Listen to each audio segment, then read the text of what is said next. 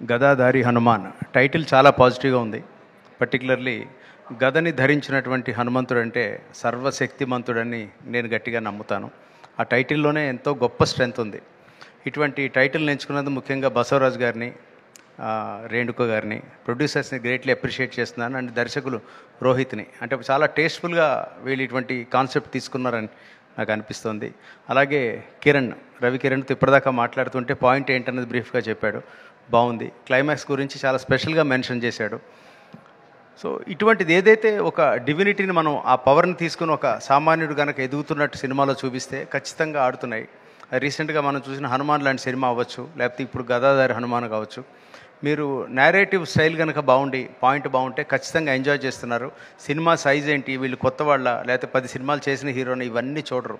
Cinema బాగుంటే ఈ సినిమాతోటే మన రవికిరణ్ సూపర్ స్టార్ అయ్యే అవకాశం ఉంది. ఊనోస్ బాగా ఆయన తలుచుకుంటే హనుమంతుడు చేయగలడు. ఇంకోటి ఏంటంటే తెలుగుకి, కన్నడకి, తమిళ్కి అటువంటి ఏం డిఫరెన్స్ నా దృష్టిలో లేదు.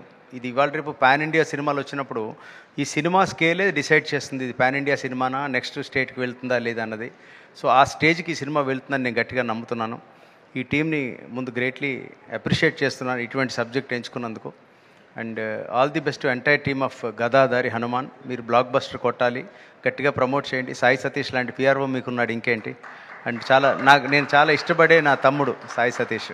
నేను పిఆర్ఓలు వీళ్ళందరూ కూడా, మీడియా వాళ్ళందరూ కూడా నా ఫ్యామిలీ లాంటి వాళ్ళు. వాళ్ళ సపోర్ట్ లేనిదే ఏ సినిమా కూడా ప్రజల దాకా వెళ్ళదు. ఇండస్ట్రీకి సపోర్ట్ చేస్తున్నది మీడియా స్ట్రాంగ్గా, వాళ్ళ సపోర్ట్ చాలా అవసరం మనకి. సో వాళ్ళ కన్సర్న్లో ముందుకెళ్తే ఖచ్చితంగా బాగుంటుంది.